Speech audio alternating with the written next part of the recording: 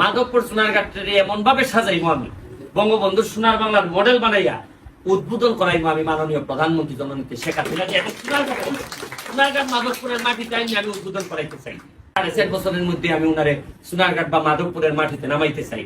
আছে যে সবচেয়ে বেশি কষ্ট লাগছে যে আমাদের এলাকায় আমরা পর্যটন প্রতিমন্ত্রী পেয়েছিলাম, কিন্তু আমি এসে শুনলাম যে উনি একদিনও এই পর্যটনের জন্য একটা উৎকৃষ্ট জায়গা সাতচল্লি সারা বাংলাদেশের মানুষ চিনে, অথচ এদের কমিটির সাথে সহব্যবস্থাপনা কমিটির সাথে একদিনও উনি বসার সময় পাননি, হয়তো উনি ব্যস্ততার কারণে পাননি। এটা শুনে আমি ওই সময়ের একজন নাগরিক হিসাবে আমার কষ্ট লাগছে। দেখ, এই কষ্টটা যেন আপনাদের আমার ব্যাপারে না লাগে, এটা আমি নিশ্চিত করব। আমি বক্তব্য লম্বা করবো না। সিএমসির অফিস আপনারা যদি বসতেই না পারেন, তাহলে আপনারা মানুষের জন্য কি করবেন, কি মিটিং করবেন? এই জন্য আমি সিএমসির অফিসের জন্য 1.5 লাখ টাকা বরাদ্দ করতেছি।